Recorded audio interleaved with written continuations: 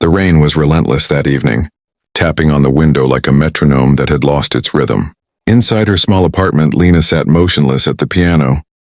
Her fingers rested on the worn-out keys, but no sound came out.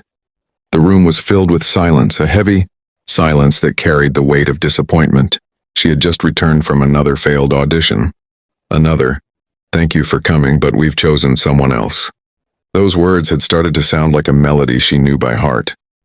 Lena's dream was simple, to perform, on a stage where her music could touch hearts.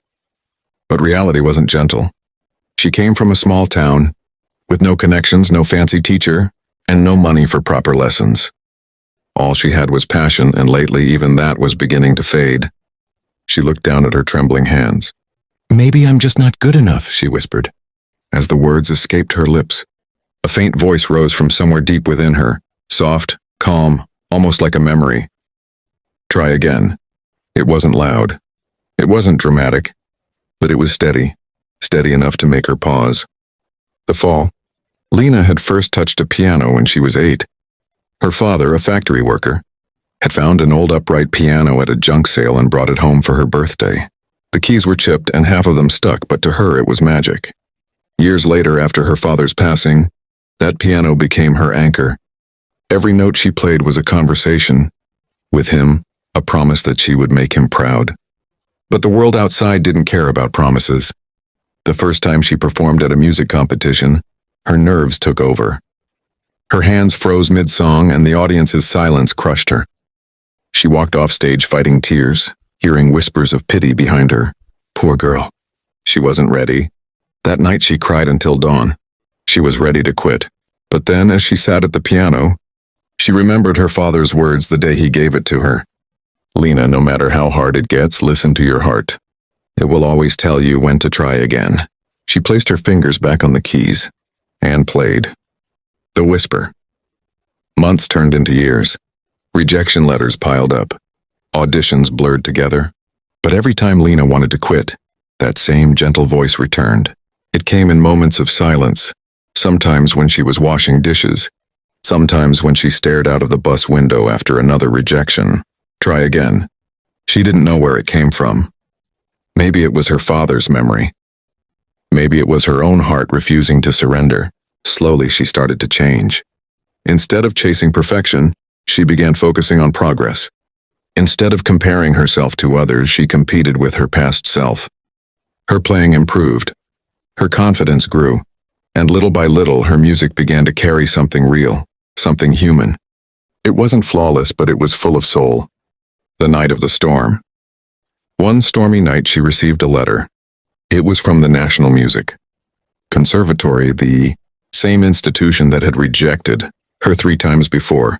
This time they invited her for a final audition. Lena almost laughed.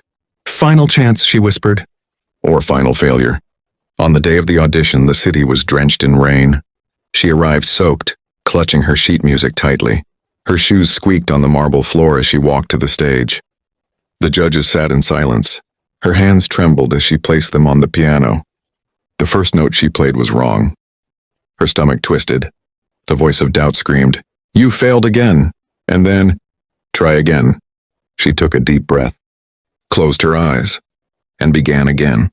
The melody that followed was raw, imperfect, and alive.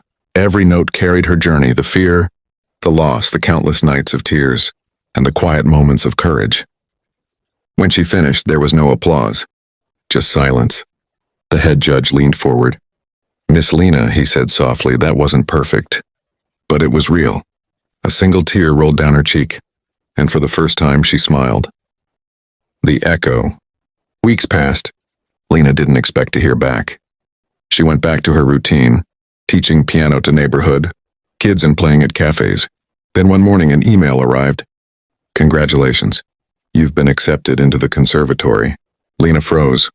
Her hands shook. Tears blurred her vision. She whispered the only words that came to mind. "Thank you." But deep inside, she knew whom she was thanking. That quiet, invisible voice that had never abandoned her. The stage. 2 years later, Lena stood backstage at her first solo concert. The hall was full. Her heart pounded like a drum. As the lights dimmed and she walked onto the stage, she felt the old fear return.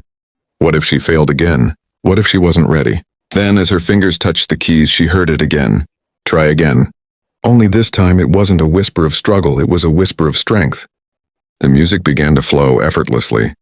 Her soul danced through every note, painting the story of her journey.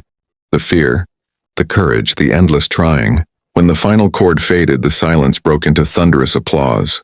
Lena bowed, tears glistening under the lights. That night she didn't just play music, she played her life. Epilogue: The Voice Within. Years later, when her students got discouraged, Lena would smile and tell them, "Every great dream begins with failure. Every masterpiece begins with a mistake. Listen closely, there's always a voice inside you whispering, 'Try again.'" Some of them laughed, some didn't understand, but she knew that one day they would. Because the truth was simple.